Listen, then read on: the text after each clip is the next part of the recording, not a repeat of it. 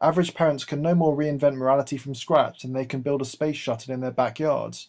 Still, they have to get their children to obey them. So how do they do it? Oh, the usual suspects.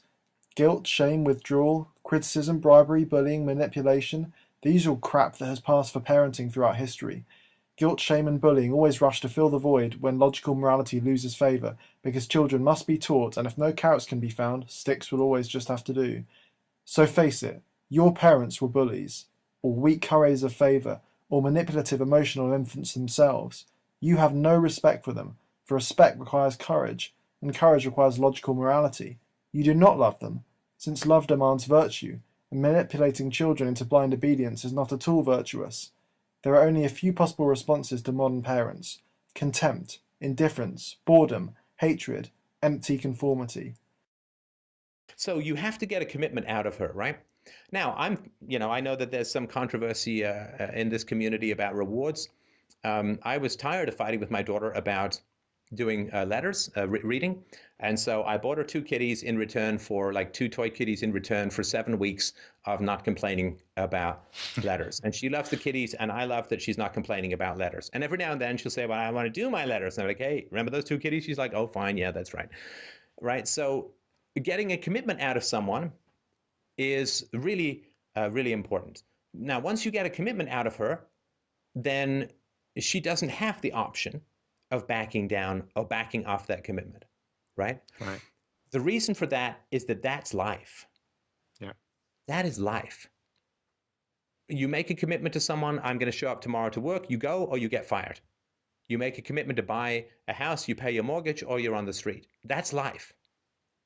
And so she just doesn't have the option to back down. It's like, yeah, I know it's frustrating. Oh my gosh, you must be really upset. Well, and she'll cry and she'll want to back down and she'll make the commitment in all enthusiasm, like we all do. And then she want to back down and not do it and crap like that. Mm. I understand all of that. And then she has to go. Yeah. Okay. Yeah, Because okay. she needs to know that her commitment means something, right?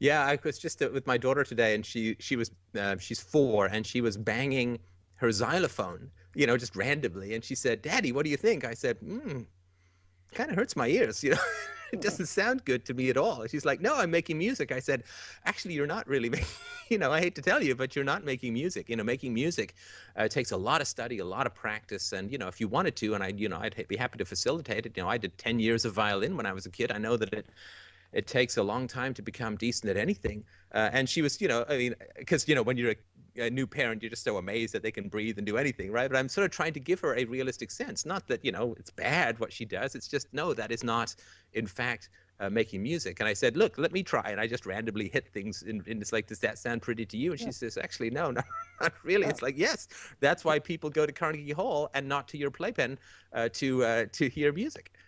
Stefan, I think you're guilty of child abuse. Most parents, when they heard that, would say, well, that's beautiful. That's so wonderful. Do it again. You're going to be a great composer.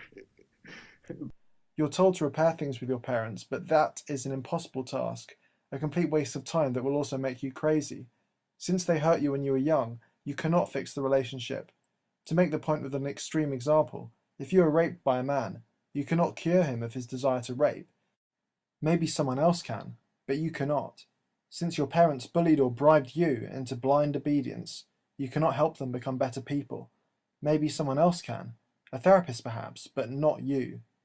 You have no hope, since their guilt about how they treated you will always muck up any attempt at honest communication.